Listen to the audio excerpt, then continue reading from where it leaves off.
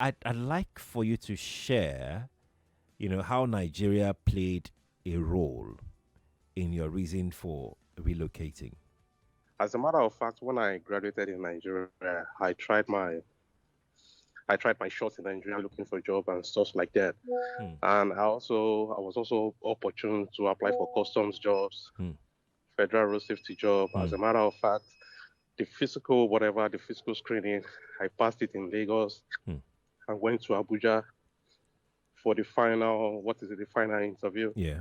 The final interview, somebody was asking me a football question for a football follower. So I could easily answer all the questions. Okay. And when the final list came out, as a matter of fact, I didn't even see my name. Hmm. And as a matter of fact, there was a colleague of mine in which we served together at Ibadan, Hmm. in Oyo State. Okay. His name is Yusuf. He told me categorically, Femi, don't worry, I'm going to get that job. When we came for the final interview in Abuja, I could I could recognize all OAU students that were in that interview. Hmm. This guy didn't come, he didn't even show up for the final interview. Hmm. If I may tell you He to didn't younger Sheriff, come. that You guy, didn't see him. He wasn't I there. didn't even see him. He was not even there. Yusuf was not there. As I'm telling you right now, that guy has a job in Nigerian Customs. He And works for with the me, Nigerian Customs now, yeah, and he didn't show Nigerian, up for the because final interview. he didn't show up for the final interview. I'm telling you 100% fact. This is not somebody told me, somebody told me. Hmm. I had no choice than to leave the country. I was opportunity to go to Dubai. I got a job in Dubai with a gas company. I was working as a service engineer. I work on gas chromatography and stuff like that, calibration and all like that. Hmm. And in that company which I was working with, there are Indians that come to Nigeria to work with Chevron and Shell for service jobs on chromatography. Just That imagine they that. pay exactly, and they pay them $6,000 for 2 days job.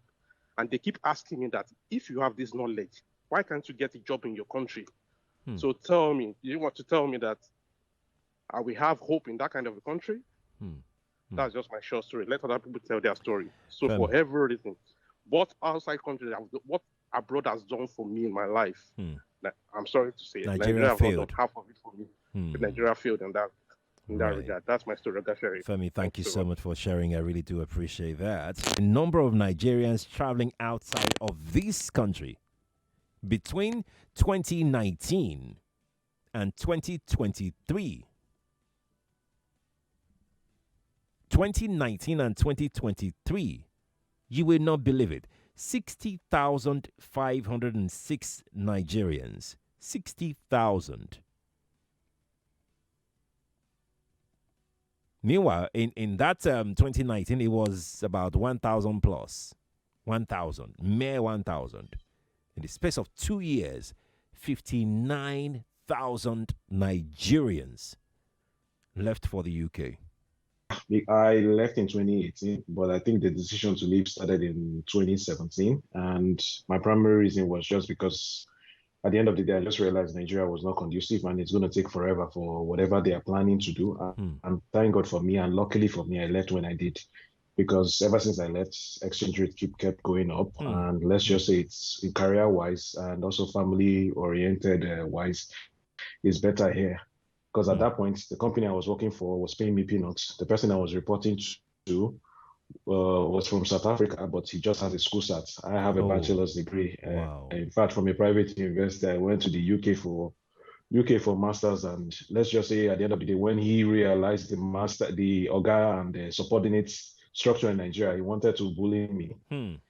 At the end of the day, I just looked at it and said, Nigeria is not just worth it at the end of the day. And guess what? I moved to Canada and I still applied for a job in the same company in Nigeria. And obviously, you know the difference when it comes to pay scale when you're in Africa and when you're in North America. And the annoying fact is that I was doing three different jobs put in one in Nigeria, and I'm just doing one of those, and I'm well paid. At the end of the day, I go home knowing fully well that okay, I don't have to worry about NEPA, I don't have to worry about water, I don't have to worry about security. This side also has its own downsides to it, but obviously it's something I can manage. Worst case scenario, I work and I move somewhere else, maybe to retire, maybe somewhere that the standard of living is lower. But coming back to Nigeria for now, it's not even It's not something I can even buy or sell to anyone at the end of the day. Right So now, I even pity for those that are still. why was it like that in the same company here in Nigeria, but different in the same company there in Canada? That's because they know that we have we very weak labor laws, and even the management that are Nigerians on that side, they also use the law against take advantage of people.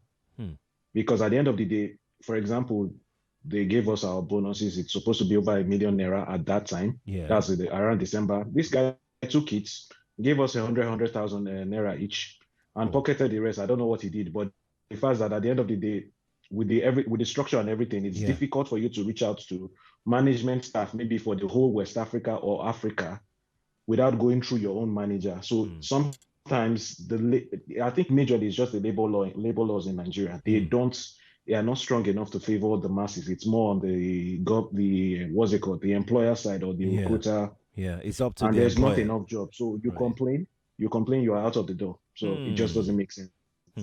Shigaraadi, thank you for talking to me. Appreciate it.